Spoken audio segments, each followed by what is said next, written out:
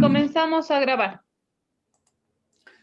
Ok, comenzamos a grabar. Hoy lunes 30, ¿ok? 30 de noviembre. Vamos, ¿me avisa por favor alguien cuando entre Jorge Méndez? Si es que no se ha perdido. Jorge es nuestro encargado de formación. Tratamos de seguir un programa, o sea, existe un programa y tratamos de seguirlo, pero no siempre al pie de la letra, no siempre en forma inflexible, ¿ok? Hoy nos toca el tema de la tercera posición. Entonces, voy a empezar yo, a ver si hay alguien en sala de espera. No hay. Ok, entonces, voy a empezar yo. Tercera posición es ni capitalismo ni comunismo. Y se relaciona mucho con ni derecha ni izquierda. Nosotros no somos ni de derecha ni de izquierda. Somos del centro o somos de encima. O sea, toda una serie de confusiones, ¿ok? Porque la idea, lo central es esto, y una confusión se llama el test de Nolan. ¿Ok? Esa es una gran confusión, el test de Nolan. Porque vamos a ver, la vida social, la vida económica de los países, ¿ok? Solo se puede organizar de una de dos maneras, ¿ok? Bajo la férula del Estado, ¿ok? El Estado a cargo de todo, el Estado al mando, ¿ok? Eso es la izquierda modernamente. Claro, la izquierda es la que le proporciona el mayor sustrato ideológico al estatismo. Hoy en día, prácticamente se puede decir que si bien el estatismo es previo al marxismo, muy previo al marxismo, hoy en día casi toda posición estatista tiene algún componente marxista. Casi toda posición estatista tiene algún componente marxista que la justifica. Por ejemplo, el Papa sale a decir que la propiedad privada no es un derecho absoluto. Ah, la propiedad privada no es un derecho absoluto. Esa es la vieja doctrina de los ampones, de los chorros, de los ladrones, de los asaltantes de banco, de los atracadores de camino. Esa es su filosofía. Ah, la propiedad privada no es un derecho absoluto, así que dame lo tuyo. No, que no, que... Ah, pistola en la cabeza. Esa es la antigua doctrina del AMPA. Es lo que dice hoy o ayer salió por ahí el señor Bergoglio, alias Francisco, ¿okay? A decir que la propiedad privada no es un derecho absoluto, que es un derecho secundario, que así fue siempre en la tradición de la Iglesia, dice él, ¿no? Bueno, sí, así también fue de la tradición de los asaltantes, los ladrones, los atracadores, los carteristas, los cogoteros, como dicen en Perú. Esa es la doctrina. La propiedad privada no es un derecho absoluto, así que lo tuyo no es totalmente tuyo. Es tuyo provisionalmente, hasta que yo decida que me lo tienes que dar a mí, sea que yo te ponga una pistola en la cabeza o que le diga al Estado que él te la ponga y entonces te lo saque por la vía de impuestos o confiscaciones, expropiaciones de empresas, de finca, de lo que sea, ¿okay? Tipo la finca de Nabot para los que conocen la Biblia, ¿okay? Y entonces el Estado te la quita, entonces el Estado después redistribuye, aunque sabemos que no redistribuye nada, se queda él con la mayor parte, pero bueno, es la doctrina de cualquier clase de atracadores. Esa es la doctrina de ese señor que está allá en Roma, de los atracadores. La propiedad privada es relativo. Entonces, bueno, es la doctrina de los estatistas y el fundamento, digamos, moderno es el marxismo. Entonces, eso es la izquierda. La derecha, por otra parte, nosotros ya hemos pasado este tema, la derecha es orden, justicia y libertad, y para la derecha liberal, o sea, la parte liberal de la derecha, la manera de conseguir orden, justicia y libertad es con la fórmula de gobierno limitado, mercados libres y respeto a la propiedad privada. Y en esos tres pilares del liberalismo clásico se fundamenta nuestro proyecto de las 5 reformas. ¿Okay? Es decir, somos de derecha. Y supongamos que venga, o sea, me voy a apoyar un poquito en Mises ahora. Supongamos que venga alguien y diga, bueno, sí, pero eso, los extremos son malos, porque eso es lo que te dicen siempre, los extremos son malos. Así que la izquierda y la derecha son dos extremos, son malos. Eso es no entender algo muy básico de la política y es lo siguiente, la derecha y la izquierda, o sea, la izquierda de este lado, de mi izquierda y la derecha, o sea, socialismo, capitalismo, ¿ok? Socialismo y capitalismo no son opuestos, son contrarios. Opuestos son el norte y el sur, por ejemplo, el este y el oeste, esos son opuestos. Pero contrario es otra cosa, porque los opuestos son simétricos. Norte y sur son simétricos, este y oeste son simétricos, pero derecha e izquierda no son simétricos. Socialismo y capitalismo no son simétricos. Como no son simétricos la vida y la muerte, el bien y el mal, la justicia y la injusticia, el orden y el desorden, la libertad y la opresión, esos no son simétricos, esos pares, digamos, son contrarios. La derecha es el bien y la izquierda es el mal. Por la derecha van los países que progresan, que adelantan, como por ejemplo después del comunismo los países de Europa Central y Oriental, y antes de ellos los 4 tigres asiáticos, los leones africanos, todos ellos van por la derecha, van haciendo la transición de la izquierda a la derecha. Y por la izquierda van los países a la ruina, como fue Cuba, como fue Venezuela y como están yendo los otros países, Chile, Bolivia, todo, Argentina, todo a la izquierda. Es decir, la izquierda es, como digo, desorden, injusticia y opresión. Y lo contrario, muy lo contrario a la derecha liberal, son gobiernos sin límites, ¿okay? Gobiernos que acaparan todo el poder, es decir, acaparan toda la libertad. Por eso es esa confusión de las ideas de la libertad. Yo nunca he encontrado algo más estúpido que eso de las ideas de la libertad. Es una consigna nueva. La consigna del liberalismo clásico siempre fue gobierno limitado a sus funciones propias, con los recursos, con los poderes y recursos para cumplirla, y nada más. Eso de las ideas de la libertad es una cosa ambigua, confusa, etérea, que no sirve para nada. ¿Okay? Nosotros no hablamos nunca de las ideas de la libertad, eso que hablen los libertarios. Entonces, gobiernos sin límites, mercados reprimidos o suprimidos, y la doctrina de los ampones, que es la del Papa Francisco, ¿no? La propiedad privada no es un derecho absoluto, es un derecho secundario. Eso es izquierda. Entonces, ¿qué es el centro? ¿Qué es lo del medio? ¿Qué es la tercera posición? Bueno, como dice bien Wikipedia, porque en eso yo colgué ahí un par de entradas de Wikipedia, porque eran muy descriptivas. A veces pueden tener tonalidades nacionalistas, populistas, conservadores que les da vergüenza, entonces dicen que son de centro, en fin, lo que sea. Pero, como Mises explica, la tercera vía es una mezcla de capitalismo con socialismo. Y que por supuesto no funciona. Y es inestable, Mises lo explica claramente.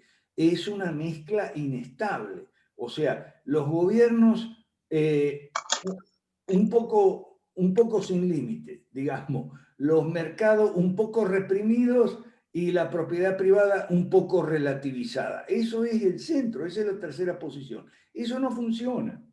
¿Eh? Es como decir, vamos a mezclarte, vamos a dar tu almuerzo, aquí está tu almuerzo. ¿Y qué es esto? bueno, mira, es un poco de arroz, un poco de bistec y un poco de veneno. ¿Y por qué? Y bueno, porque los extremos son malos. No vas a comer pura comida. Hay que sacar algo bueno del veneno. Y eso es lo que te dicen. La tercera posición te dicen, nosotros tomamos lo bueno de la izquierda y lo bueno de la derecha. Y reunimos lo bueno de la izquierda y lo bueno de la derecha. Pero es que la derecha no tiene nada malo y la izquierda no tiene nada bueno. Eso es como decir, aquí está tu almuerzo, mitad es arroz con arsénico. Epa, ¿qué pasa? Si el arroz es una comida y el arsénico es un veneno. Ah, sí, pero los extremos son malos. Así que cómete tu plato de arroz con arsénico. ¿Ok? No, no puede ser, eso está mal. Pero nosotros vivimos eh, enlodados en un mar de confusiones, no entendemos, no terminamos de entender en América Latina, me refiero, que izquierda y derecha, ¿okay? Socialismo y capitalismo no son opuestos, o por lo menos no son solamente opuestos, son contrarios y por lo tanto son asimétricos. ¿Okay? Es como la enfermedad y la salud. O sea, ¿a quién de nosotros nos gustaría estar medio enfermo? A nadie. A todos nos gusta estar sanos, ¿verdad? Pero puede venir alguien y decir, no, pero es que ese es un extremo y los extremos son malos. O sea, estar muy enfermo es malo y estar muy sano también es malo. ¿Ok? Vamos a ponerte medio enfermo o vamos a ponerte medio burro para que no seas ni un burro, ni un ignorante completo, pero tampoco un sabio, una persona muy culta. No, eso no, porque los extremos son malos. Sí, por favor, los micrófonos ahí. Bien, entonces, eso es ahora, lo interesante es cómo Mises enseña que eso no es estable, ¿ok? El centrismo no es estable. Y claro, siempre las fórmulas centristas, las políticas centristas son inestables porque no generan prosperidad. No es como el capitalismo, sobre todo el capitalismo liberal, no generan prosperidad.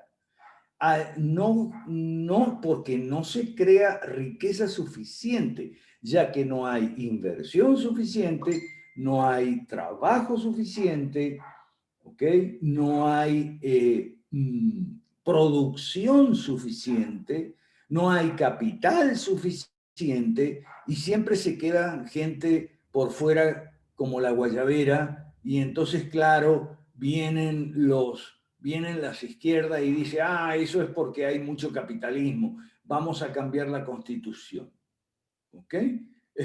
Vamos a cambiar la constitución. Entonces van a cambiar una constitución centrista modelo socialdemócrata por una constitución totalmente socialista. Eso fue lo que pasó en Venezuela. Venezuela había una constitución centrista, la del 58, socialdemócrata. Eso, bueno,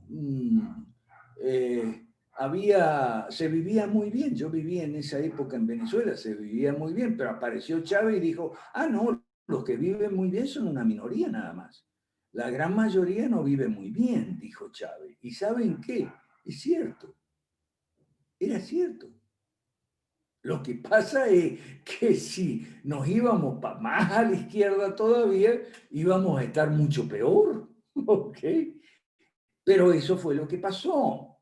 ¿Por qué? Por la carencia de recursos políticos de derecha, me refiero a líderes, partidos, programas, iniciativas, proyectos, etc. Nos fuimos para la izquierda ahí. Y cuando Mises escribía, él tenía presente una situación muy similar. Así como apareció Chávez en Venezuela en 1992, así en 1933 apareció Hitler en Alemania. Y cambiaron una constitución típicamente socialdemócrata, centrista, digamos así, que era la constitución de Weimar, 1919, En 1933 hicieron unos cambios muy fuertes que llevaron a la centralización del poder absoluta, la represión de los mercados, el irrespeto a la propiedad privada, etcétera, y se llamó nazismo. ¿Okay? Al punto tal que cuando los nazis perdieron la guerra, en la parte oriental de Alemania hubo pocos cambios. El cambio del nazismo al comunismo no fue un cambio de un extremo a otro, por eso está totalmente equivocada. Es una de las más grandes confusiones que hay, que no que el nazismo es la extrema derecha y se opone al comunismo, que es la extrema izquierda. No, usted vea lo que pasó en la parte oriental de Alemania y oriental de Berlín también, controlada por los soviéticos en 1946, 47, 48, cuando el ejército soviético impuso el cambio del nazismo al sovietismo en una parte de Alemania. No hubo muchos cambios, no fue un cambio violento. La estructura jerárquica, autocrática, burocrática, autoritaria y totalitaria de los nazis se transformó en lo mismo de los comunistas, y lo único que cambiaron fueron los íconos, los símbolos y el lenguaje. ¿Okay? O sea, cambiaron la esvástica por la hoz y el martillo. Entonces, en todos los edificios públicos sacaron el retrato de Hitler y pusieron el retrato de Stalin o del nuevo jefe de Alemania, que no me acuerdo si era Honecker o hubo otro antes, eso no me acuerdo. Y por supuesto, los sellos oficiales ya no iban con la esvástica, ¿ok? Ni con la cruz patada y los otros símbolos. Cambiaron los símbolos nazis por los símbolos bolcheviques, la hoz y el martillo, la estrella, etc. ¿Ok? Pero fue un cambio de símbolos nada más. Entonces, eso nos tiene que ayudar a quitarnos ese San Benito que tenemos encima, de que los extremos son malos, de que el nazismo es la extrema derecha, y entonces la derecha es mala, y la izquierda es buena, porque eso es lo que te dicen, y a veces no te lo dicen, pero te encajan las fórmulas de izquierda sin avisar, digamos, ¿no? Así fuerte. Entonces, en la Wikipedia yo había puesto, mejor dicho, en la Wikipedia yo había copiado unos párrafos que no están mal de Wikipedia, que dice más o menos así. La tercera vía es el nombre que sugiere un sistema de economía mixta. O sea, mixta, mitad socialista, mitad capitalista. O sea, arroz con arsénico. Y el centrismo o reformismo como ideología, reformismo como opuesto a revolución. Estas posiciones rechazan la validez absoluta de la filosofía del laissez-faire como del mercado totalmente controlado del marxismo-leninismo. ¿Okay? Y aquí viene lo importante: promueven la democracia, el desarrollo tecnológico, la educación, los mecanismos de competencia regular, y le falta decir la ecología. Esta filosofía de la tercera vía aspiran a una síntesis de capitalismo y socialismo, o sea, arroz con arsénico. Y que la tercera posición describe las corrientes cuya postura, tanto contra el comunismo, contra el capitalismo, siendo antimarxistas y antiliberales, fíjese bien, y utilizan un espectro político diferente al de la izquierda versus derecha. Varios de los movimientos que han reclamado esta calificación han sido calificados como fascismo, y muchos otros promueven políticas de corte nacionalista o populista. La pregunta ¿es posible o no una tercera vía? Ya vimos que no. ¿Se justifica o no una tercera posición? Pero ahora voy a pasar entonces, porque no lo veo a Jorge Méndez. Bueno, voy a pasar a la famosa doctrina social de la Iglesia Católica. ¿Ok? Bueno, fíjese lo siguiente. Es la típica posición tercerista, muy similar a la de los socialdemócratas. ¿ok?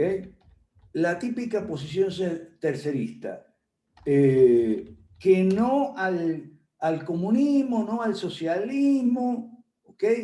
Pero tampoco al capitalismo.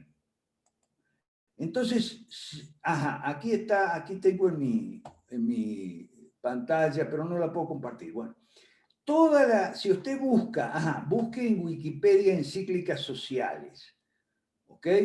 Las encíclicas sociales son, ahí están todas. Desde 1891, Rerum Novarum, ¿ok? Todas las que vienen después, Renovaron de León XIII. Todas las que vienen después, Pío XI, Juan XXIII, Pablo VI, incluso las dos primeras de Pablo VI, hasta 1991, todas son terceristas.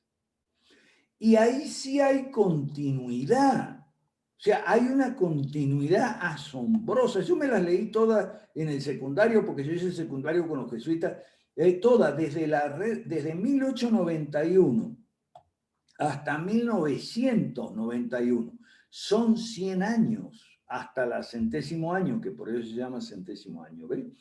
Entonces, son 100 años de continuidad en el tercerismo. Todas dicen lo mismo. Dicen que el comunismo es un horror porque es colectivista, ateo, totalitario, esto y el otro. Pero el capitalismo también, y el liberalismo es un horror también porque es la injusticia, es el individualismo exacerbado, esto y lo otro, y la concentración del capital, y la desatención de los trabajadores, bla, bla, bla, bla, bla. Entonces, eso es tercerismo. Ahora, en 1991 ocurre algo. Aparece la encíclica Centésimo Año de Juan Pablo II que rompe con esta continuidad. Rompe con esta continuidad porque Juan Pablo había conversado bastante con Hayek, porque Juan Pablo asumió el trono, digamos, y hay que decir bien, el trono pues, es una monarquía. Entonces, no es en sentido peyorativo, no vayan a pensar que yo estoy ahora anticatólico, ¿ok? Por favor. Cuando Juan Pablo II subió al trono, hay que ver lo siguiente. Él venía de un país comunista donde había intentado, como obispo de Cracovia, después arzobispo, cardenal, etc., él en Polonia había intentado una coexistencia pacífica, una convivencia con el comunismo, pero le fue más difícil y le costó mucho trabajo y no pudo lograr esa coexistencia con el comunismo, que es lo que él quería, ¿ok? Él quería una coexistencia, es decir, plantearle a los comunistas, oigan señores comunistas, no se metan con nosotros, los católicos, que nosotros no nos metemos con ustedes. No, imposible, fue imposible. La realidad le demostró al cardenal Wojtyła que esa convivencia con los comunistas no se podía lograr, ¿ok? A pesar de sus intenciones, sus buenas intenciones, ¿no? En lo contrario. Y no se podían lograr por muchas razones. No solo porque los comunistas perseguían a la iglesia, no querían la iglesia católica en Polonia, la Nova Justa era todo un proyecto ateo, no querían que hubiera ninguna iglesia en Nova Justa, y él peleó porque Wojtyła quería que hubiera una catedral en Nova Justa. En fin, fue un lío ahí. Entonces, pero es que además de eso, los católicos de a pie sufrían el comunismo y sufrían no solamente la persecución a los curas, a los párrocos y tal, también sufrían el hambre, el estómago que te hace ruidito porque no hay que comer, porque todo el pleno empleo es ficticio, los sueldos, salarios, todo eso es ficticio, no hay, a veces tienes plata, pero no hay nada que comprar, a veces hay cosas que comprar, pero no tienes plata, o sea, es un desorden, ¿ok? Entonces, el Papa, una vez que fue elegido Papa, llamó a los premios Nobel, a una cantidad de premios Nobel, porque él quería conversar y escuchar las opiniones de los premios Nobel de las distintas ciencias. Entonces llamó al de medicina, llamó al de química, al de física, etcétera, y le tocó a Hayek ir a hablar con el Papa. Hayek era un católico nominal, lo que hoy diríamos un católico nominal, ¿ok? Le tocó ir a hablar con el Papa. Y entonces el Papa lo escuchó. Y cuando lo escuchó se le prendió el bombillo. ¿Por qué? Y bueno, porque Hayek le explicó al Papa por qué el comunismo nunca funcionaba, nunca cuadraba, por qué el comunismo era un desastre y por qué era imposible la convivencia de una vida civilizada, católica, no católica, las artes, el deporte, la convivencia con el comunismo, porque el comunismo quiere absorberlo todo. Entonces, esa explicación tan simple le hizo clic al Papa Juan Pablo II, le pidió bibliografía, Hayek le llevó de regalo sus libros y otros libros de misa y demás. El Papa se lo leyó y sacó la encíclica. Ahora, ¿qué pasa hoy en día? ¿Qué pasa? Bueno, que muchos católicos no quieren reconocer, no digo todo, pero muchos católicos no quieren reconocer ciertos hechos. Por ejemplo, que la tercera vía es una soberana tontería, que no tiene sentido. No quieren reconocer que las encíclicas hasta Juan Pablo II, hasta 1991, eran terceristas, y que Juan Pablo rompió esa línea, digamos, que cambió esa línea. No quieren reconocer tampoco que del tercerismo sale la teología de la liberación. Ah, no, eso es lo que menos quieren reconocer. Y no lo quieren reconocer porque hay una habilidad que es una doctrina reciente relativamente. La historia de la iglesia tiene 20 siglos, ¿verdad? Vamos en el 21. Bueno, al final del siglo XIX el Concilio Vaticano I aprobó la doctrina de la infalibilidad y con mucho voto en contra, ¿eh? Con mucho voto en contra, ahí se destacó Lord Acton encabezando a los cardenales que votaban en contra del decreto de la infalibilidad. Pero hoy en día mucho católico está confundido, ¿ok? Y para colmo, el decreto de la infalibilidad salió que era infalible cuando hablaba cátedra sobre materias de dogma y de fe. Ajá, pero no sabemos si las opiniones sociales entran como materia de dogma y de fe o no entran. Y entonces ahí uno ve mucho católico confundido, incluyendo grandes luminarias de Facebook y Twitter, o sea, esto que llaman influencer, más confundido que Adán el día de la madre, pero la gente no se da cuenta porque no sabe dónde está la realidad. La realidad es esa, que del tercerismo vino la teología de la liberación, que Juan Pablo II, gracias a Dios, rompió con el tercerismo, y que la doctrina de la infalibilidad, más que una ayuda para la Iglesia Católica, le representa un problema, ¿okay? Sin sacar con que infalible en ese sentido es la Biblia, no son los papas, ni son tampoco Calvino y Lutero, ni ninguno de esos.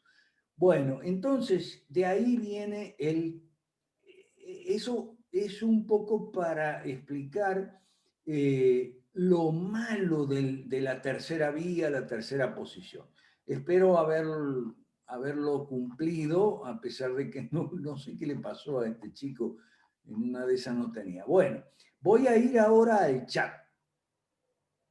Lionel Álvarez dice que quiere compartir. Bueno, estamos grabando, eso es después con Angie y con... Sí, está siendo grabada.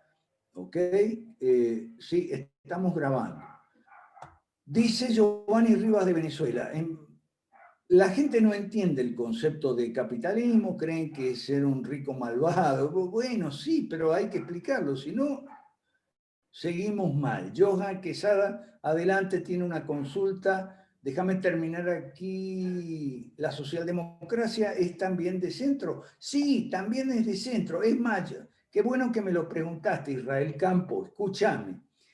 La socialdemocracia y el socialcristianismo es exactamente igual, solo que es como una versión secular y una versión cristiana, entre comillas, o católica, mejor dicho, de la misma cosa, el mismo tercerismo. Si al tercerismo le pones la versión cristiana, digamos, la versión religiosa, eso es la doctrina social de la Iglesia. Y si le quitas esa versión, tienes la otra versión, la versión secular, que es la socialdemocracia. Es lo mismo, son formas de tercerismo. ¿Ok? Ludwig von Mises... Aquí está Marcel Casella. Bueno, ahí ustedes lo pueden leer porque está en el chat. Ok. Al PPC le da vergüenza decir que son de derecha. Pero es que el PPC ya no son más de derecha. De derecha eran antes de esta señora, no me acuerdo el nombre de la señora, yo la conocí personalmente, la señora del PPC de Perú, ¿no? Lourdes Flores, ahora me acordé, Lourdes Flores. Antes, y lo mismo en Argentina, el PPC era de derecha en el tiempo de Ayarragaray, ¿ok? Para los... ya va, que tengo varias preguntas aquí en el chat. ¿Cómo hacemos para que los protestantes no se desvíen del legado de los reformadores? Bueno, ahí tenemos un problema, que yo lo estaba hablando con Alan Sánchez, no sé si está en la sala, con Alan Sánchez ayer domingo, después que salimos de la iglesia. ¿Okay? El problema con los cristianos evangélicos es que no son reformados, no saben teología. Lo único que saben son los cantos del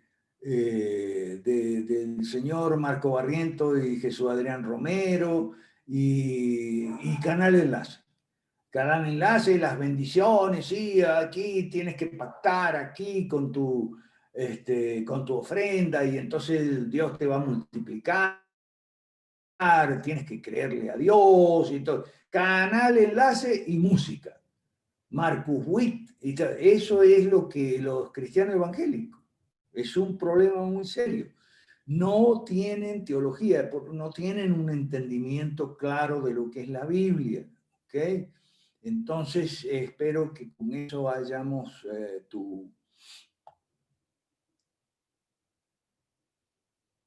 Ajá, sí.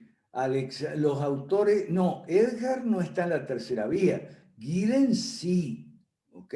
Rousseau está en el neoliberalismo, no sé quién es Nelson, porque aquí dice iPhone de Nelson, no sé quién es Nelson. Tenés que chequear mejor tu lista de autores.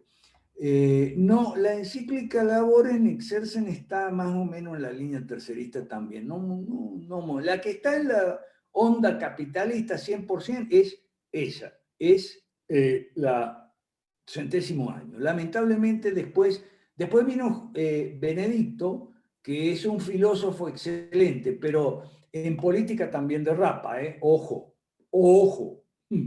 Es uno de los mejores filósofos del siglo XX y XXI. Y es un hombre que comprende a cabalidad el daño filosófico que es el posmodernismo y tal. Me refiero a Benedicto XVI, ¿ok? El cardenal Ratzinger. Ese señor, un capo, pero en filosofía. Y bueno, en teología católica también, obviamente. Además, un gran capo del ecumenismo, fue el que escribió el acuerdo que firmó Juan Pablo II con los luteranos, siendo él alemán, Ratzinger, ¿no? Entonces, un capo, pero en política de rapa. Señores, Porque como dice Donald Herrera, aquí presente, la política se estudia, señores. La política no se adquiere como un resfrío, dice Donald Herrera. Y sí, yo, en mi opinión, Benedicto, un capo en la filosofía, pero en la política se derrapa. Qué pena. A diferencia de Juan Pablo II, que no era tan buen filósofo ni eso, pero Juan Pablo II era muy político y sabía de política porque había estudiado con Hayek. ¿Ok? Entonces, esas son las diferencias. Ok. Ahora viene Johan Quesada. Dale, Johan. Ah, es que, pucha, siguen las preguntas en el chat. El neoliberalismo. ¿Ok? El neoliberalismo, señores, entendámonos, es el consenso de Washington, las 10 recomendaciones de política pública del consenso de Washington, debidas a la pluma de John Williamson, aplicadas en América Latina en los años 90 y en muchas otras partes del mundo. O sea, el neoliberalismo es un poquito de libre mercado, pero no demasiado. Y eso existe. La gente de los tanques de pensamiento es muy terca. Yo les digo que hacen muy mal en decir que el neoliberalismo no existe. Diga, el neoliberalismo no me gusta, a mí tampoco me gusta. Y de hecho al mismo padre del consenso de Washington, John Williamson, no le gustó nada cómo aplicaron su receta de los 10 puntos.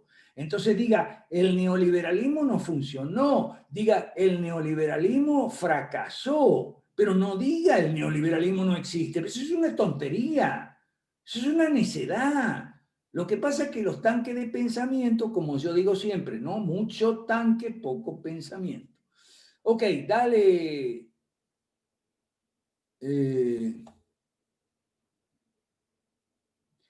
A ver, César Vidal es muy amigo mío, yo lo quiero mucho. Aquí pregunta Marcel, César Vidal, bueno, yo lo quiero mucho, pero a veces en política, él no sabe de política. A ver, ¿cuándo van a entender la gente que la política se estudia? ¿Cuándo va a entender la gente que la política es como la química? No puede salir uno cualquiera hablando de química así porque sí. Tiene que estudiar, viejo, tiene que estudiar. Y aquí tenemos César Vidal, gran amigo mío, gran historiador, un capo en ese tema, un capo en materia de reforma protestante y todo eso, hablando de política. No hable, señor, de política si no ha estudiado. Dennis Prager. Ah, no, Dennis Prager, buenísimo, sí. Ok, el micrófono para Johan, por favor. El micrófono para Johan. Listo, ahora sí, profesor. Nada más quería pedirle a ver si puede profundizar un poquito más en estos tres conceptos que siempre se mencionan de orden, justicia y paz No, como elemento libertad. distintivo de la derecha. Orden, justicia y libertad. Perdón, sí, orden, justicia y libertad, sí. Y también como, digamos, como elemento característico de la derecha y cómo es la opción alternativa que utiliza la izquierda, esos tres conceptos. Ok, ya va. Aquí dice Leonel Álvarez que un ejemplo de país liberal clásico en Sudamérica. Leonel, tienes que estudiar mucho, te recomiendo que te leas todos los artículos de mi blog, ¿ok? Porque si vos preguntas que si hay algún país liberal clásico en Sudamérica, andás muy perdido. No te ofenda, no te enojes, no te moleste, ¿ok? A ver, ajá, Johan Quesada. Bien. Orden es cada cosa en su lugar y un lugar para cada cosa. ¿Ok? Espera, es que hoy está, el chat está que hierve hoy. Dice que Olavo de Carvalho. Olavo de Carvalho es un filósofo genial, un ideólogo, pero de primera línea, pero de política no ha estudiado. Y si no ha estudiado, entonces no sabe. Punto. A ver si nos entendemos de una vez. Si no ha estudiado de política, no sabe de política. Hermano viejo querido, ¿qué pasa con la política? ¿Por qué la gente entiende que de química no puede hablar si no ha estudiado química o biología o farmacia o lo que sea? Ah, pero política sí cualquiera habla. No, no es así. Ok, orden es un lugar para cada cosa y cada cosa en su lugar. Es la disposición, orden es la disposición de las cosas en su espacio propio que le corresponde según su naturaleza. Eso es orden. Por ejemplo, orden hay en una sociedad cuando el sector público está separado del privado.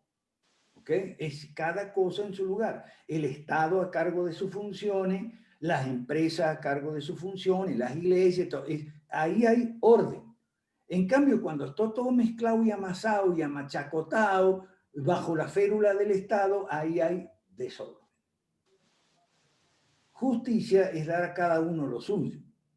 Ahora bien, la pregunta es, si hay desorden, ¿puede haber justicia? La respuesta es no. Por eso hay una secuencia, orden, justicia y libertad. Porque el orden, ¿okay? El orden es previo a la justicia. Porque en el desorden no hay justicia. Si no hay justicia, ¿puede haber libertad?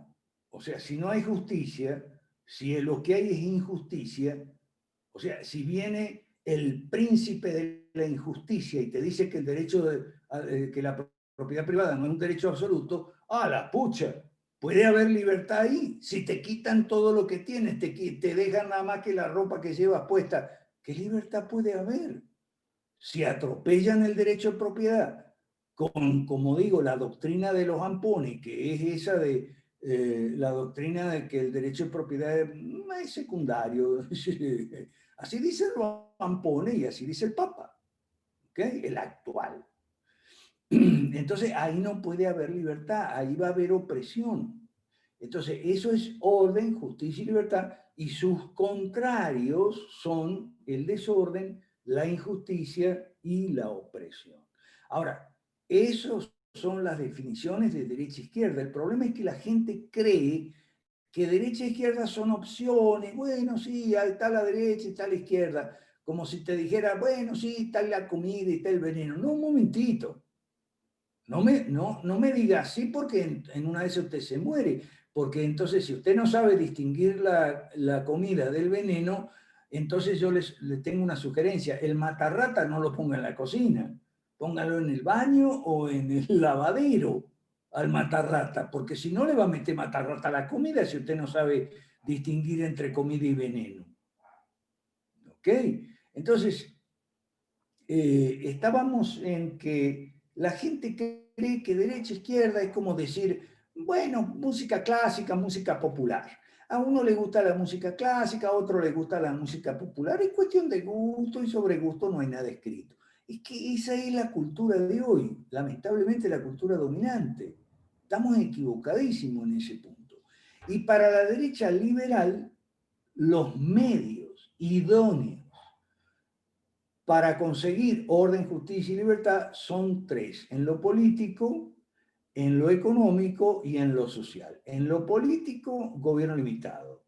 En lo económico, mercados libres. Y en lo social, propiedad privada como derecho absoluto, no, como derecho primario, no secundario, como dice este señor Bergoglio. ¿Se entiende, Johan? Ok. Sí, gracias, profesor, gracias. Sí, sí, de hecho fue que lo confundí con el lema de un ministerio aquí en Costa Rica de orden, justicia y paz. Eso es orden, justicia y libertad. No sé por qué me vino a la mente esa frase. Ok, un momento que aquí hay preguntas importantes en el chat y quiero que queden grabadas, así que gracias, Anaí. Pregunta el estado mínimo. Esa es una tontería de los libertarios. Porque, ¿cuánto es mínimo? A ver, porque los socialdemócratas y los socialcristianos te van a decir, ah, sí, mínimo salud y educación. Entonces, esa expresión, estado mínimo y minarquista, es otra tontería de los libertarios. Eso no existe, Lionel. No existe el Estado mínimo, existe el gobierno limitado.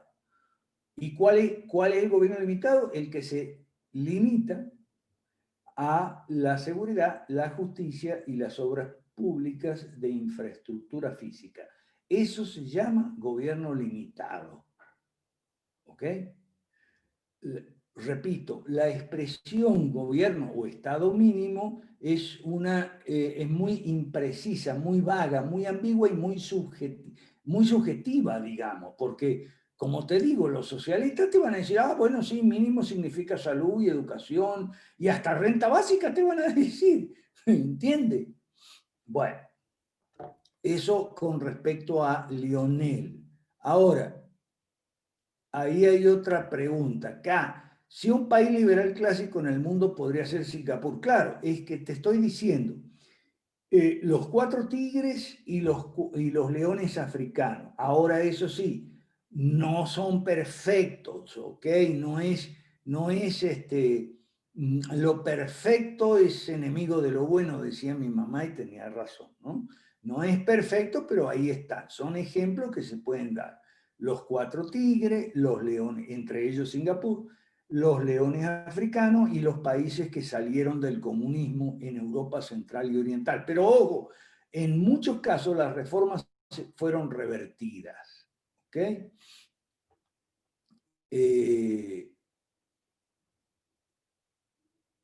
Ok. Que si la corrupción no tiene mayor auge en la obra pública, dice Israel. No necesariamente, Israel. Hoy en día, la mayor fuente de corrupción en términos de volumen de dinero que se maneja en corrupción no es la obra pública. A pesar de Odebrecht y todo. ¿Sabe lo que son? Son las coimas que te cobran por los permisos para que las entidades privadas, entre ellas las empresas, pueden operar y los partidos políticos, las iglesias. La permisería es la mayor fuente de corrupción, no es la obra pública. Por eso nosotros decimos que si las obras públicas de infraestructura física son una función propia del gobierno legítimo, del gobierno limitado, entonces, claro, puede haber, y de hecho ahí puede haber corrupción en la obra pública, pero si solo está ahí, si eliminamos toda la permisería, que es la principal fuente de corrupción, entonces la corrupción se reduce a niveles más pequeños y por supuesto manejable por sus recursos propios, que son los recursos judiciales. ¿Ok? Cuando hay un caso de corrupción, bueno, ahí sale una denuncia, la fiscalía investiga y si hay mérito acusa y ahí se trata el tema de corrupción. El problema es que la corrupción se vuelve inmanejable e irremediable si vos tenés el Estado metido en todo y dando o negando permisos para todo, para las empresas, para los bancos, para los hospitales, para las escuelas, para las iglesias, para los partidos, para las orquestas de música, para todo. ¿Ok? Si vos tenés el Estado metido en todo, entonces va a haber corrupción en todo. Ahora, si vos tenés un gobierno limitado solo a seguridad, justicia y obras públicas de infraestructura física, ¿puede haber corrupción ahí? Claro que puede. Por ejemplo, la compra de los uniformes militares o la compra de los edificios para los juzgados, uniformes militares y policiales, me refiero. Sí, puede haber en las cárceles también corrupción con alguna que otra boleta de escarcelación o permiso de visita o beneficio penitenciario, como se llama, por buena conducta, lo que sea. Por supuesto que sí, pero entonces a gobierno limitado, corrupción limitada. Así de simple. Ok.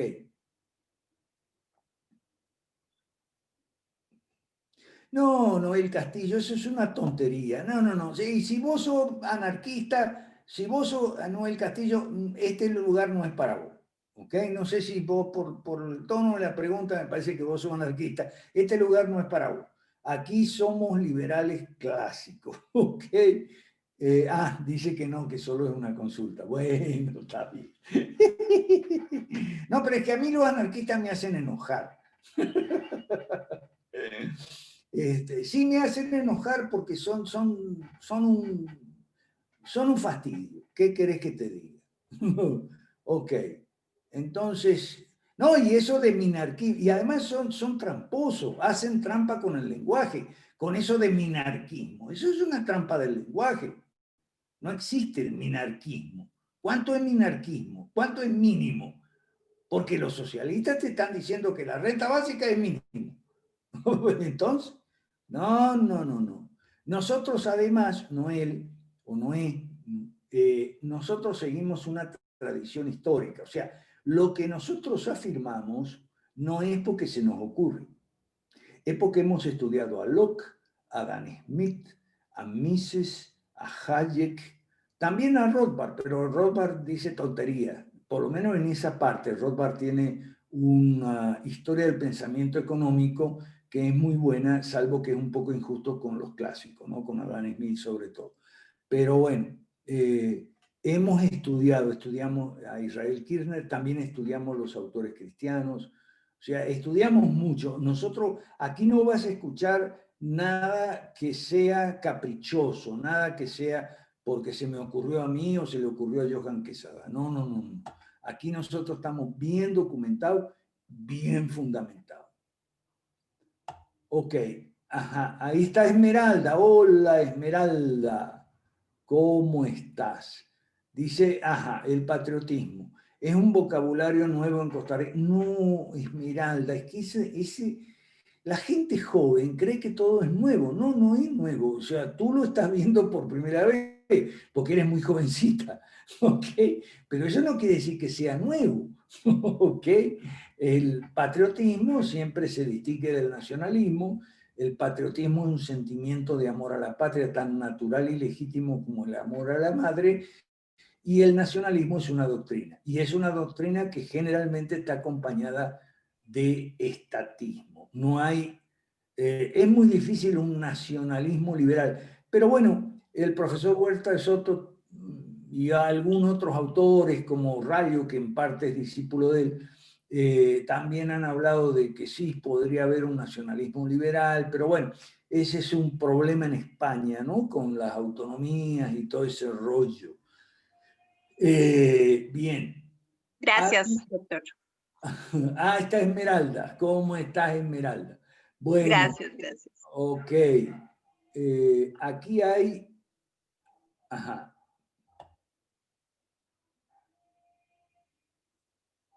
No le entiendo muy bien a Israel Campo. ¿Quieres tener el micrófono, Israel, y me explicas mejor? Porque no se entiende bien, o yo por lo menos no entiendo bien lo que estás escribiendo en el chat, de la abolición de los impuestos y demás. Dale, por favor, Anaí, dale el micrófono a Israel Campos. Muy buenas noches, señor Alberto Mensueti.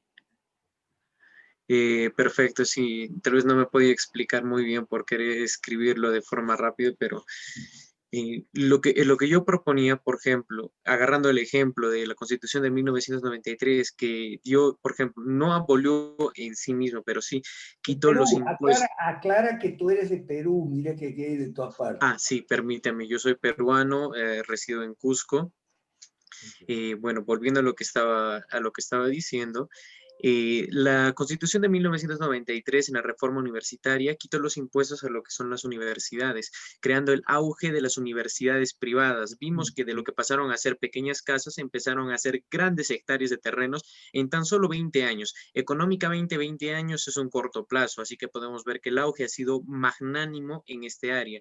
Lo que yo propongo para una reactivación, por ejemplo, para el 2021, en vez de generar deuda desde el Estado y creando obra pública, que la obra pública, a mi parecer, es ineficiente, no solo porque crea un empleo precario y un asalariado muy endeble que no ayuda a la economía del país como debería, mientras que con concesiones fijas a empresas, no solo nacionales, sino extranjeras, podemos no solo crear infraestructura de alta calidad, ya que tenemos que tener en cuenta que las empresas privadas no quieren perder dinero, más bien necesitan dinero. ¿Por qué? Porque de eso sobreviven.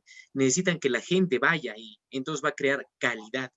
Está obligada a dar calidad si quiere sobrevivir en la competencia. Por ende, dar concesiones justas por un promedio de tiempo en el cual no solo recuperen su capital, sino tengan un promedio de ganancia y Pero después este pase ya va. ¿Concesiones para qué? ¿Para hacer qué? Perfecto. Las concesiones yo no las fijo directamente en un solo tipo de mercado. Las concesiones yo desde mi parte las veo con los terrenos en los cuales no hay ninguna construcción y no tienen propiedad, que son pertenecientes al Estado, se les puede dar en concesión para la construcción de infraestructura de nuevas empresas que sean tanto Eso no desde es, el área de la ya va. salud. Tú eres, perdón, es que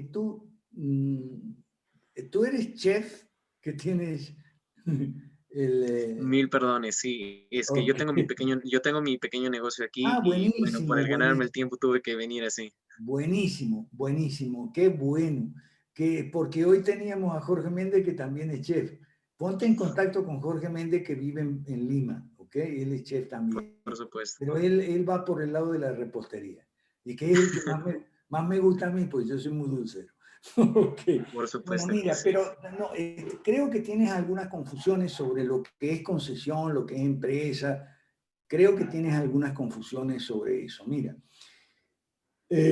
nosotros cuando nos referimos a obras públicas de infraestructura física, nos aludimos específicamente a puentes, carreteras, puertos y aeropuertos, etcétera, embalses y represas. Esas son obras públicas de infraestructura física, no empresas comerciales, para nada. Entonces, espérate. Las concesiones es para construir obra pública de ese tipo. Las empresas tienen que florecer en libertad. Lo que pasa es que hoy no tienen libertad. Y en cuanto a los impuestos, no los mezcle, porque me parece que mezclas un poco las cosas. Mezclas el tema de los impuestos con el tema de las empresas y con el tema de las obras públicas. ¿Ok? Claro, claro. Nosotros proponemos el impuesto único, el de las 3U, único, universal y uniforme. Yo te sugiero que te leas bien nuestras propuestas. Ahí en la página del ILE, del Instituto de Libre Empresa de Perú, tienes el compendio de las 5 reformas, el diagnóstico que faltaba. Esas lecturas te van a aclarar conceptos que tienes un poco confundidos, mezclados, ¿ok? Una cosa son los impuestos, otra cosa son las empresas, otra cosa son las obras públicas. ¿Está bien? Claro, Bueno, claro. ok. Ajá. Dime. Lo que yo quería constituir, sí, que tal vez lo he podido decir un poco mezclado, pero lo que yo quiero sacar es una síntesis, digamos, de una serie de procesos que se siguen para lograr un objetivo fijo en sí mismo. Ver a este proceso como el medio para llegar a un fin, que es, digamos, incentivar y bajar la tasa de desempleo en el país en una actual crisis económica. Sí, pero ya En va. vez de basarse Un momentito. Eso no es de cualquier manera, eso no es como a uno se le ocurra. Yo me levanté esta mañana y mientras me estaba afectando, se me ocurrió que podría licitar para una empresa metalúrgica del Estado, llamar a... No. Nosotros seguimos un camino que hay para eso. Hay un camino para el desarrollo, el progreso, no es una cuestión de que a uno se le ocurra. Y entonces hay un nivel teórico donde están los autores, Nietzsche, Hayek y tal, y hay un nivel práctico donde están las experiencias de los países. Y todas las experiencias de los países exitosos van por ahí, incluyendo China. Entonces, yo te sugiero que en lugar de dar rienda suelta a tu imaginación, te formes un poquito, que tomes el diplomado con Tapia y la gente que está en Lima, ¿ok? Y entonces vas a ir edificando uno por uno el edificio, ¿ok? Con los ladrillos donde corresponde.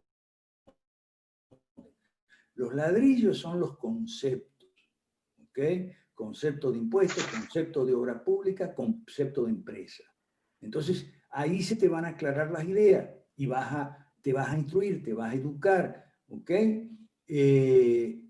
Porque las clases que nosotros damos, como te digo, se basan en los autores y en las experiencias de los países.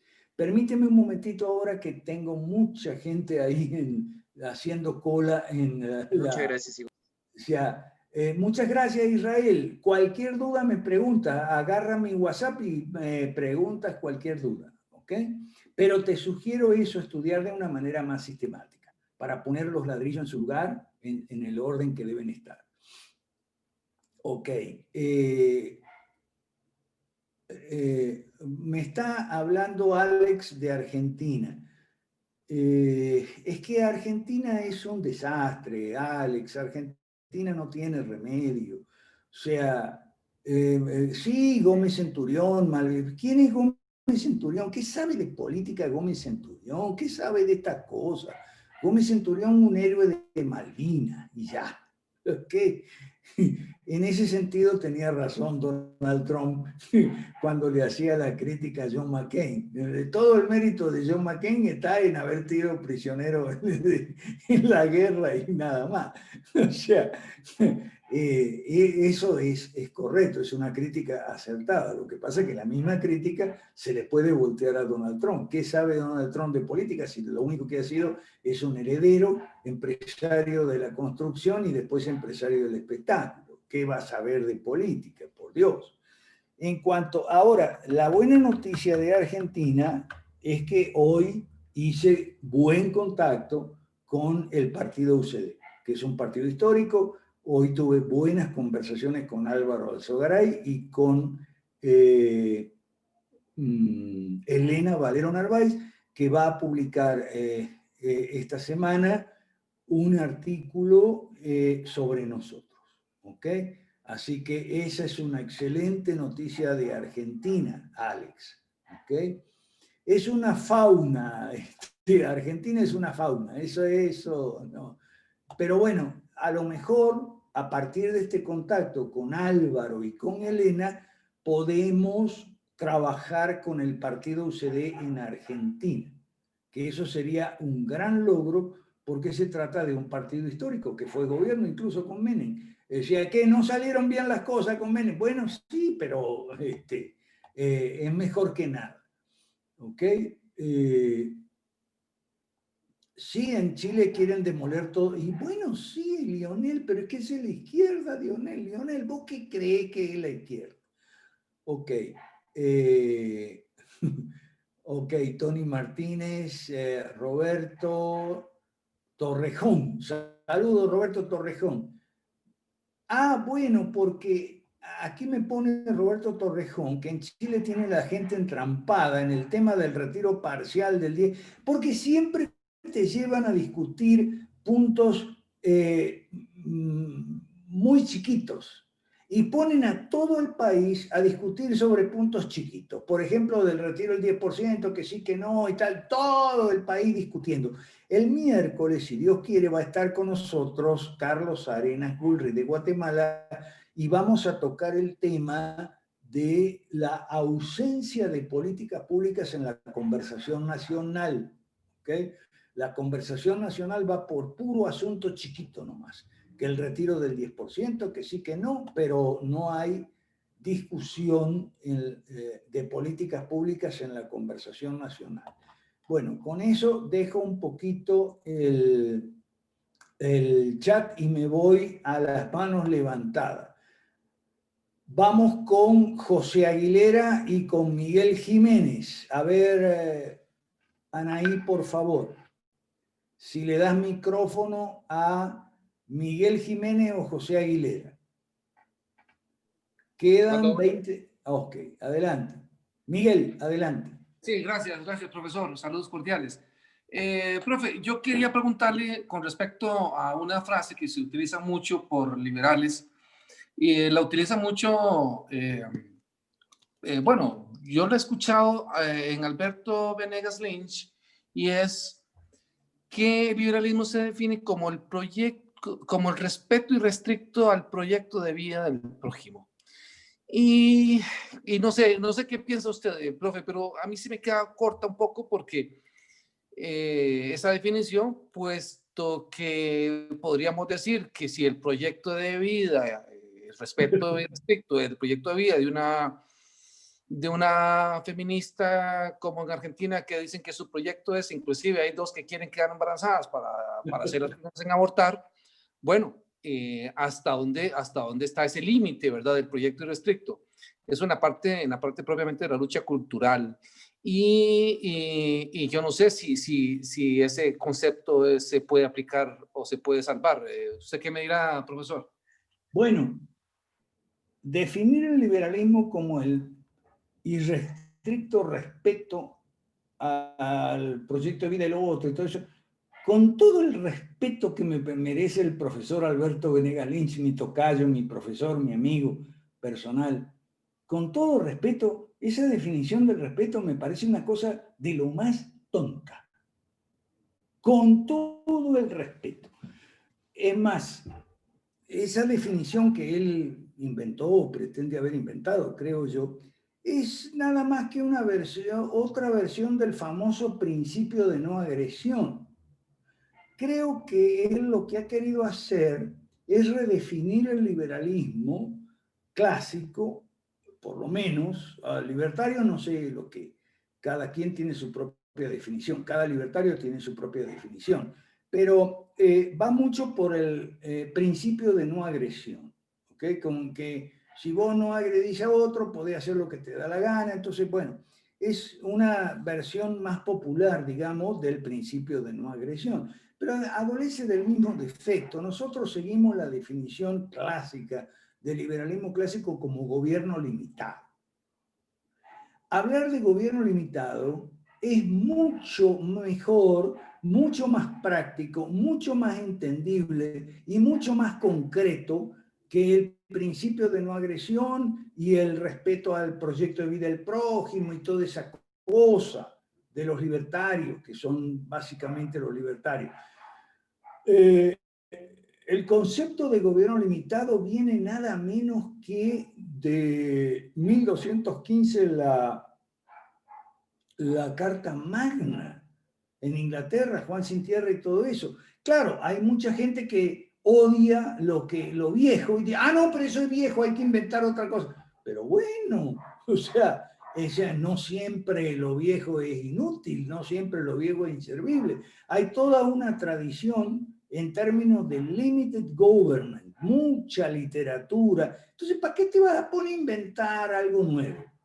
Es más, el propio Venegas Lynch tiene un artículo excelente, un estudio que se llama Una visión o un esbozo, no sé qué, de la otra España. Busca en internet Alberto Venegas Lynch, la otra España, y ahí te pone los antecedentes forales del principio de gobierno limitado, incluso previos a el inglés de la Carta Magna.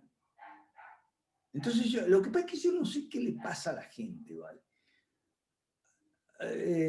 ¿Por qué si las cosas son fáciles, por qué las van a hacer más difíciles? ¿Y por qué si son simples, por qué las van a hacer más complicadas? A veces parece que lo hacen a propósito. Yo no soy así.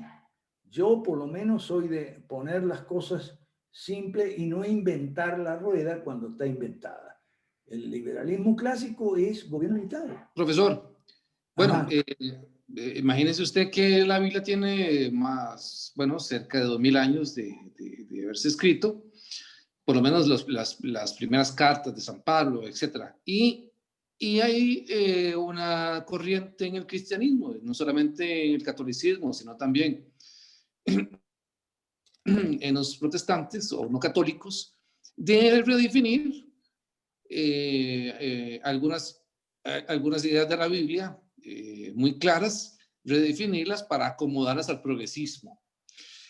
Bueno, este es otro tema, pero bueno, sí, estamos en época de que... Fíjate, Miguel, la ventaja de definir el liberalismo clásico en función del gobierno limitado es que no perdemos de vista los orígenes cristianos del liberalismo clásico, cristianos bíblicos, que a lo mejor toda esta cambiadera, que principio de no agresión, que respeto al proyecto de vida, toda la cambiadera, a lo mejor es para hacernos olvidar de la raigambre cristiana, bíblica y cristiana, o judeo-cristiana, si les gusta más, de lo que es el liberalismo clásico como principio de gobierno limitado.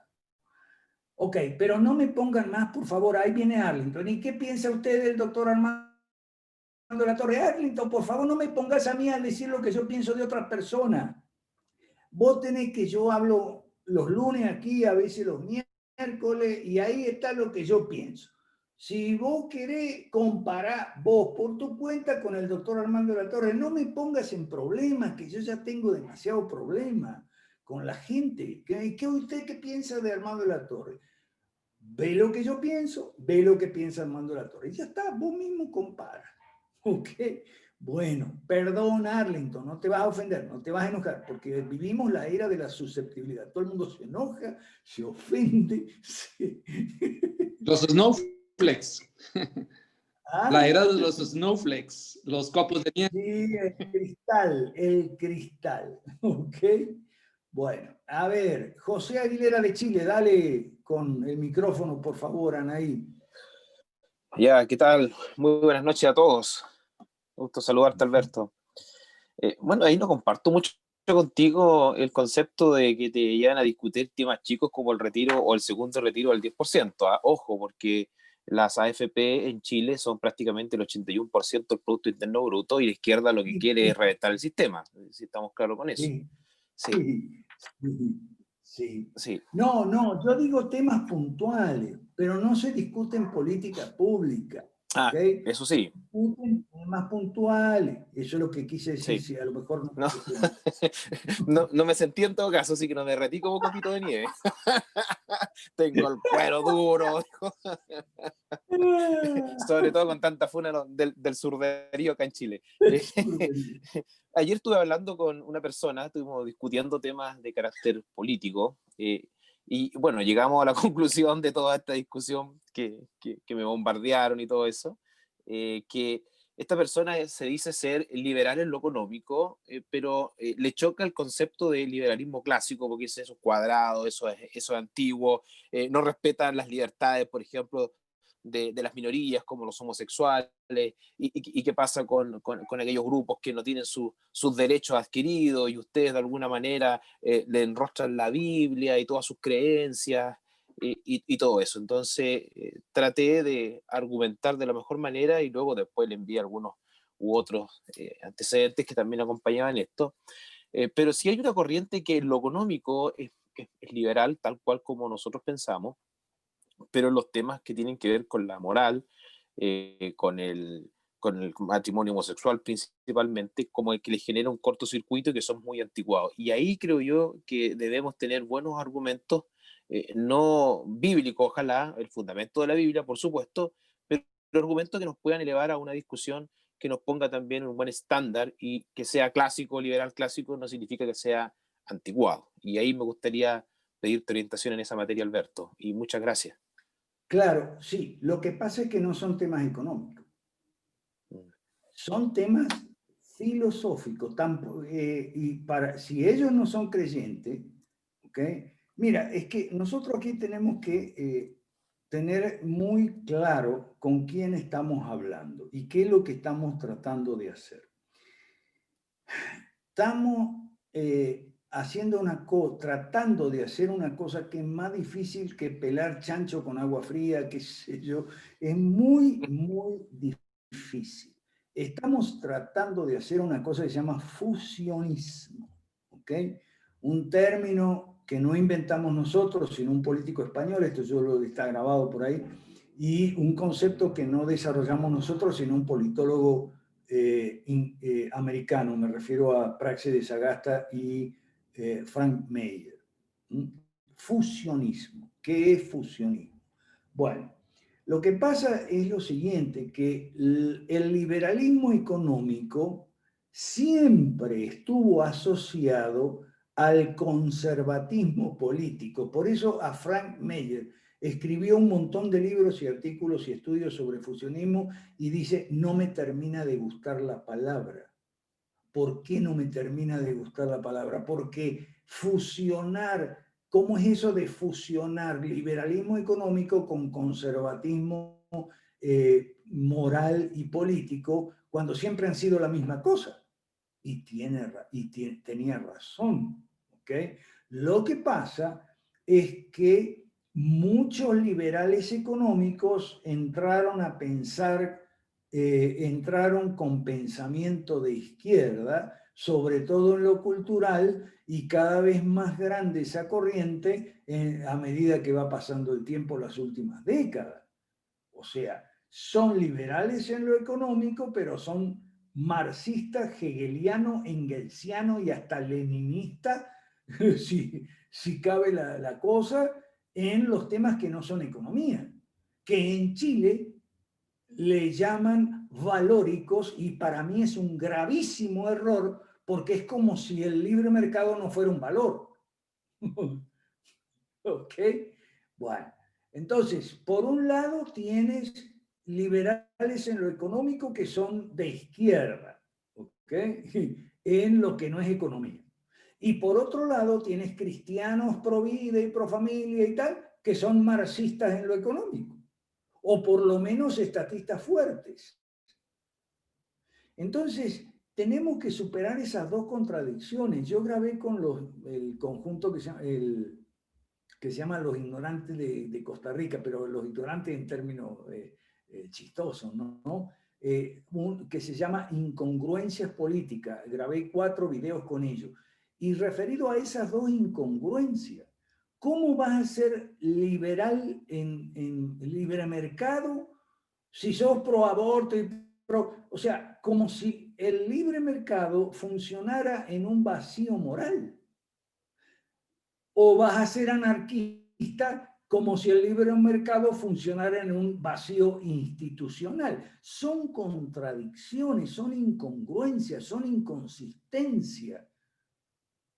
Y por otro lado, del lado conservador, digamos, ¿cómo vas a ser pro vida y pro familia y vas a apoyar una legislación laboral 100% marxista? Estás mal. Eso es una incongruencia. Entonces, la única manera es de hacer fusionismo, es hacer una cosa muy difícil, que es, y yo estoy cada vez más pesimista, o escéptico, si no quiere usar la palabra pesimista, de que esto se puede hacer en América Latina. ¿Ok? Porque en América Latina la gente no está razonando. La gente en América Latina no razona. No razona, por ejemplo, que cómo le va a llamar matrimonio a dos hombres. Es una cuestión conceptual. 2 hombres quieren unirse, 2 homosexuales, entonces es un matrimonio, una familia diferente. No, por favor. Eso es contra la naturaleza, contra la razón, contra la lógica. Y ahí no es una cuestión de mise y calle, porque eso no son asuntos económicos. ¿Ok? Entonces, los 4 sectores que yo veo cada vez más difíciles, por no decir imposibles, son del lado conservador, para hacer fusionismo, del lado conservador, católico y evangélico. Porque veo a los católicos que no dejan de ser socialistas. ¿Ok? Porque es por todo lo que yo expliqué al comienzo de la clase, relacionado con la doctrina social de la Iglesia, el tercerismo, que es el padre de la teología de la liberación. Es muy, y menos ahora con el Papa. ¡Oh! Ahora no. ¿Cómo le va a quitar el socialismo a los católicos? ¿Ok? Y por el lado de los católicos.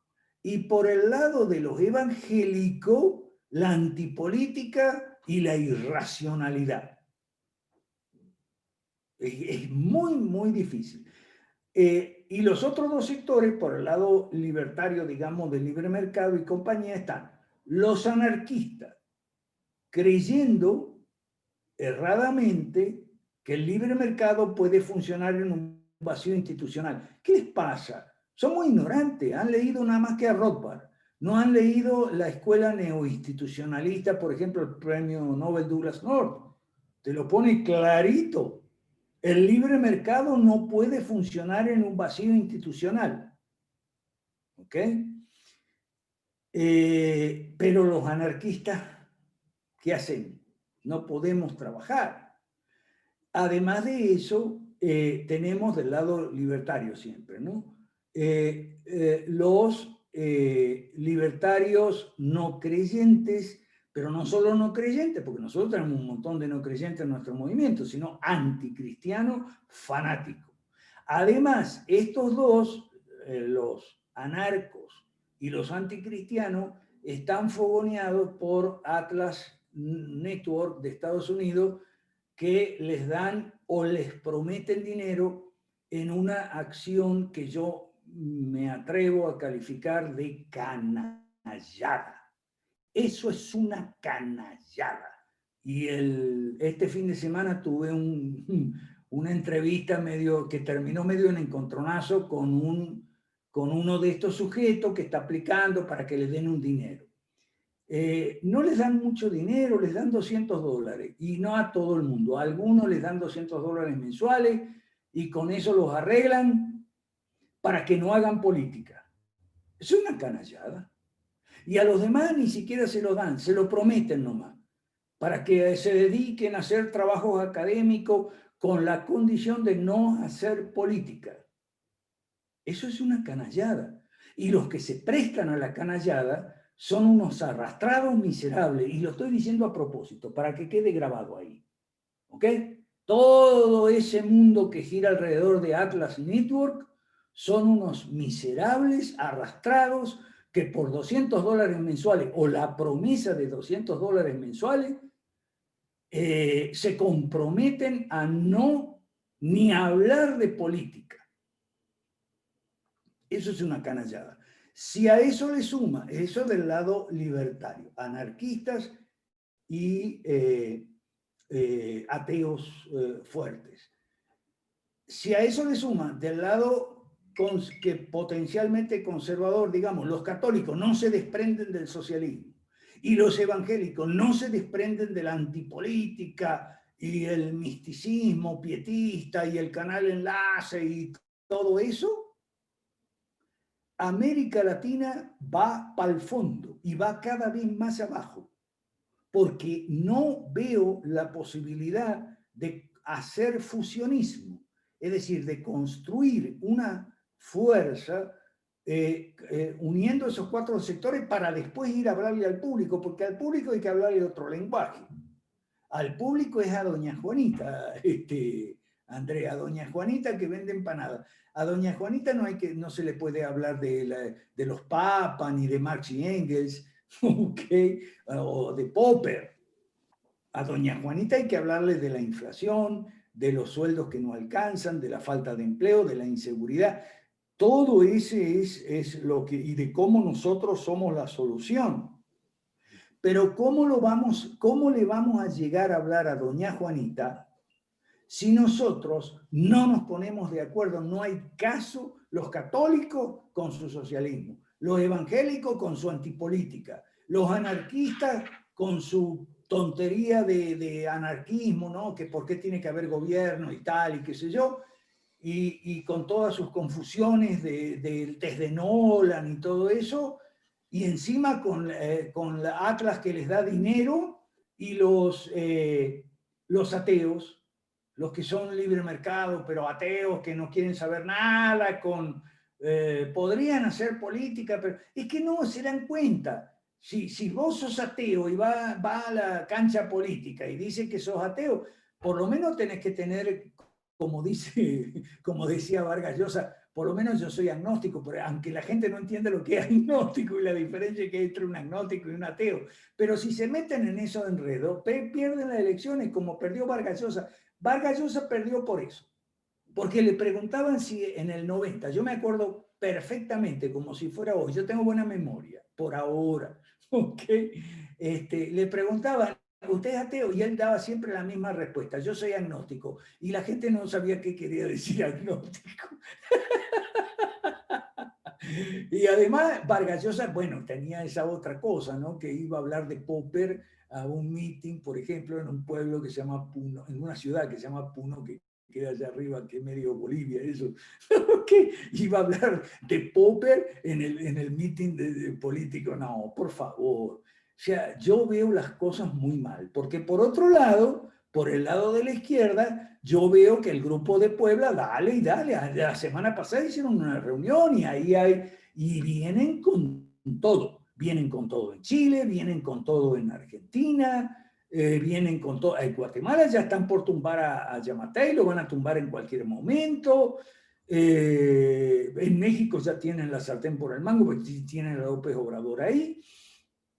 Y en Argentina volvió Cristina al poder, como dicen muchos argentinos pícaros. Dice, este es el tercer gobierno de Cristina con la actuación especial de Alberto Fernández en el papel de presidente. Y parece que es así. Lo que pasa es que Alberto parece que no se resigna, y entonces en el velorio de Maradona tan luego no quiso ni saludar a Cristina. Eso viene, mire, en América Latina vienen unas tormentas y unos vendavales políticos que los tifones se quedan, esos tifones del Caribe se quedan chicos. Entonces, te agradezco mucho tu intervención, José Aguilera, porque me ayuda a aclarar ese punto y que quede grabado. Aquí, con católicos que no se animan a salirse del socialismo, católicos que no dan el paso, por ejemplo, de Zanotti, ¿ok? O tienen serias dudas o no se animan. La cobardía es un elemento importante a considerar en la política, ¿ok? Con evangélicos que no se desprenden de enlace, y como la única política que hay en enlace es el sionismo fuerte y tal, lo que no sea sionismo no es para ellos. ¿Cómo vas a hacer fusionismo así? ¿Cómo vas a hacer fusionismo con anarquistas que siguen fastidiando con que no debe haber gobierno ni limitado porque todos los políticos son chorros? Nosotros somos políticos, pero ¿cómo vas a hacer con ese tipo de gente como Milei? No, los políticos son chorros, todo impuesto es un robo. ¿Cómo vas a poder hacer para que la gente razone y vea la diferencia entre impuestos legítimos y no legítimos? ¿Cómo vas a hacer con los furiosos ateos? Con este que me hizo la entrevista, entonces, bueno, terminamos de hablar, chocamos un poquito con el tema de Atlas.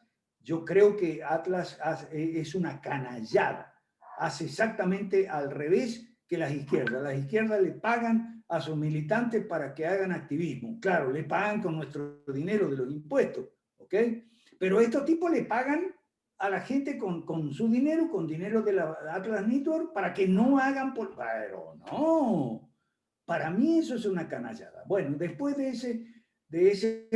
yo traté de reconducirlo por otros temas, para cambiar de tema, porque yo no sabía que el señor que me estaba entrevistando estaba aplicando para que le dieran la limosna de Atlas.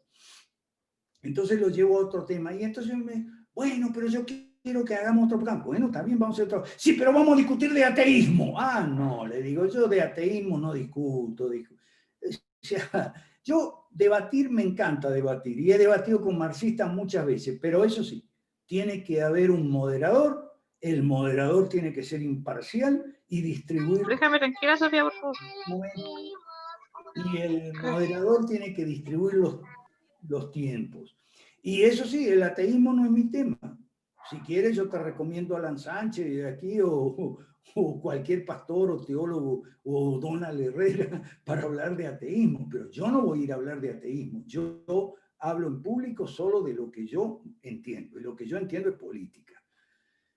Bien, perdón que me excedí mucho con esta respuesta. Lo que pasa es que el tema ese tiene mucha costura, José Andrés, mucha costura, ¿ok? Bueno, entonces vamos con... ¡Ay! Ya nos pasamos. Bueno, nos pasamos del tiempo. ¿Me van a matar los que están con la mano abierta si los pasamos para el miércoles? ¿Me van a matar mucho? Adriana y John Javier. Es que... Profe, el miércoles no puedo a la hora. Oh. Tengo un seminario. Bueno, dale, rápido. ¿Qué es lo que quiere? No, es que comentando usted sobre la encíclica de Juan Pablo II, hay una parte muy tremenda sobre el salario y las prestaciones sociales. Entonces, mi pregunta era en el sentido de que por lo menos en casi en toda Latinoamérica se busca tener un salario mínimo incluso para cada profesión. Y en el término del derecho a la salud que se han inventado, quieren, por lo menos acá en mi país, sacar un salario mínimo para los médicos, que porque eso es más justo que tener un salario que Pero es que el eso, mercado establezca. ya sabemos lo que la izquierda dice, ya sabemos, ¿ok? Por ¿Cómo eso respondemos nosotros que sobre el trabajo, salario? el trabajo es un bien escaso y cuando nosotros fijamos un salario mínimo, estamos destruyendo empleos, porque hay infinidad de empresas que no pueden pagar esos salarios. Entonces simplemente no contratan a la gente. Los argumentos son bastante simples. Lo que pasa es que si la gente no razona, por más simple, directo, sencillo que sea el argumento, no te van a escuchar. Entonces necesitamos un movimiento mucho más fuerte que el que nosotros tenemos. Y el que nosotros tenemos, lamentablemente, tiene esas 4 debilidades que yo acabo de mencionar. Católicos que no se despegan del socialismo, evangélicos que no se despegan de la antipolítica, anarquistas que no entienden que el libre mercado no funciona en un vacío institucional, y ateos que quieren discutir de ateísmo. Vení a discutir de ateísmo. No, yo no voy a discutir de ateísmo. Pero sí, ateísmo, claro, porque los cristianos son irracionales. Así no se puede. Entonces, vamos, John Javier, vamos a hacer la cortita y terminamos ahí. Ok, buenas noches con todos, Alberto. Unas 2 preguntas nada más. La crisis de las pensiones jubilares, ¿se podría decir que dio nacimiento al sistema mixto aquí en América Latina? ¿Cuál crisis? Las crisis de las pensiones jubilares que se dieron en 1991, porque Argentina se le dice que fue el precursor de traer este sistema mixto en 1992 debido a la crisis de las pensiones. Sí, Uruguay fue... Sí, pero escúchame. La crisis es porque, vuelta otra vez, el argumento es sencillo. O sea, las cajas jubilatorias son esquemas Ponzi. Se van pagando a medida que va entrando la gente y va cotizando. Sí, pero mi pregunta es, ¿crees que eso fue lo que dio lugar a este sistema mixto en América? La expresión da lugar es confusa. Si por da lugar tú lo que entiendes es que dio oportunidad a las izquierdas que se metieran a que hicieran algo todavía más a la izquierda, sí. Pero la salida no era ir más a la izquierda, sino ir más a la derecha, en el sentido de, bueno, privaticemos las pensiones, pues. Ok, esa es la primera. ¿Y la segunda? Sí, la segunda, quería preguntarte, ¿se puede decir que el ecumenismo es una imagen del globalismo? Depende. Mira, la palabra ecumenismo tiene como 4 o 5 significados diferentes. El primer ecumenismo fue el ecumenismo de los primeros siglos, o sea, el cristianismo ecuménico, que era católico en el sentido de universal. El que fue precursor Juan 23. No, primero siglo 1, 2, 3. Sí. 4, no, yo me refiero al que fue precursor Juan 23, sí. Vamos por parte. Ya. Después hubo el ecumenismo del Consejo Mundial de Iglesias en los años 20, 30, después de la Primera Guerra. Ese fue el ecumenismo de izquierda. Y Juan 23 trató de hacer un ecumenismo en el buen sentido, es decir, bueno, tenemos que hacer por lo menos un diálogo entre los cristianos ortodoxos, los cristianos católicos romanos, los cristianos protestantes y los cristianos evangélicos, que esos son los 4 cuadrantes del mundo cristiano hoy en día que lamentablemente en América Latina desconocemos, porque ese es el gran obstáculo que enfrentamos en América Latina, ignorancia. Los cristianos ignoran cristianismo. Los liberales y libertarios ignoran liberalismo clásico. Los conservadores son estatistas en economía y proteccionistas y apoyan a Donald Trump. ¿ok? Se olvidan del libre cambio, por el libre comercio y tal, y qué sé yo. Se olvidan del patrón oro y tal, y apoyan a Trump. Y el problema en América Latina es que somos mucho más ignorantes de lo que eran los países que salieron del comunismo en Europa Central y Oriental, en Asia y en África. Una ignorancia por todos lados. Ignorancia del lado conservador, ignorancia del lado liberal, ignorancia del lado católico, ignorancia del lado evangélico. Pero son ignorantes que hablan de todo. Ah, claro. Son ignorantes que discuten todo. Ah, son sí. ignorantes que te refutan todo, ¿no? Correcto. Eso es verdad. Eso es verdad. Correcto. Y ¿no? Gracias por ese cierre, porque ese cierre estuvo genial. Porque ese es el problema.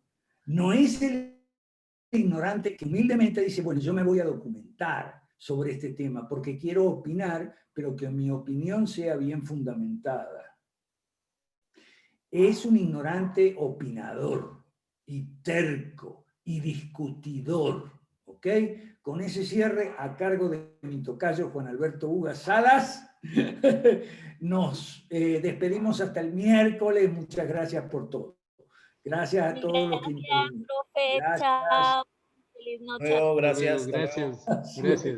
Gracias. Gracias, doctor. Gracias.